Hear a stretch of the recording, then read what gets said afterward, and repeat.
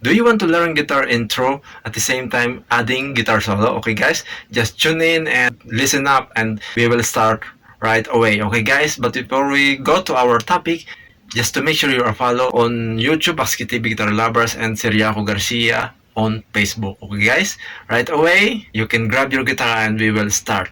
To make guitar intro and adding solo, so just to make sure you learn this family chord, start from G, E minor, B minor, C, and D.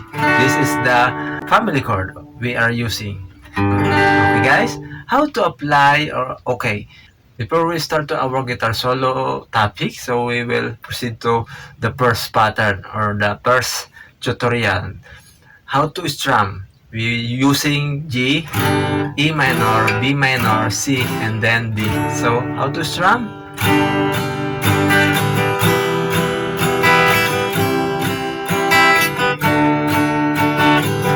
This pattern of guitar strumming is so very familiar or popular.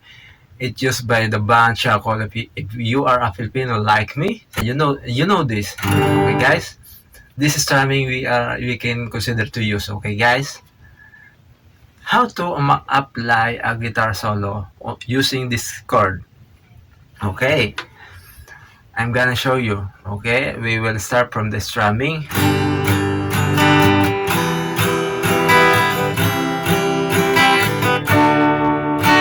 We will start from the D. Before the end of the D, we will start to start making a guitar solo. We will start from the note G, from the 5th fret of the string. You can copy this.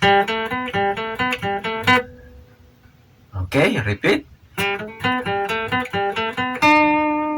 Then enter the G chord. I repeat.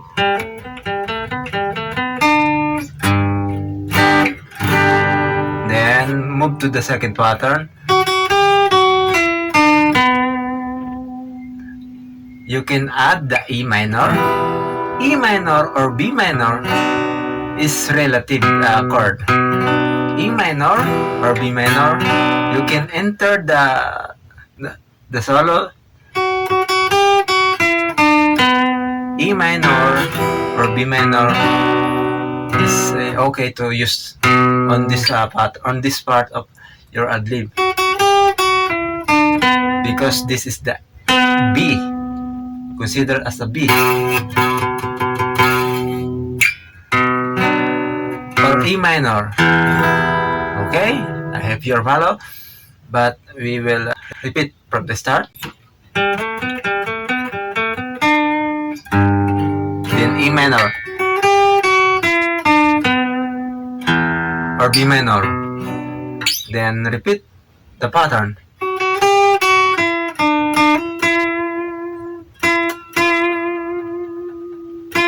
We can consider the note we can apply to this sound is the C.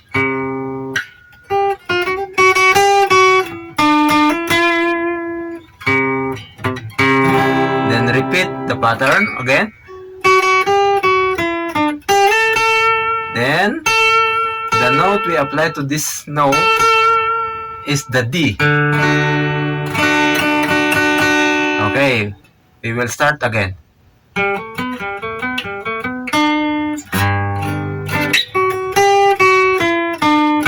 E minor. Then repeat the pattern. C. Then repeat the pattern. Then end to this note. This is the D. Then you can add your extra note.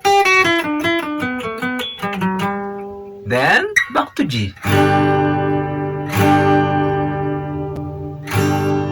This is a very simple and easy pattern on how to make guitar intro at the same time adding guitar solo. Okay, I hope this lesson helps you, and if this lesson helps you, please try to subscribe, follow, like, and share. Okay guys, thank you for watching.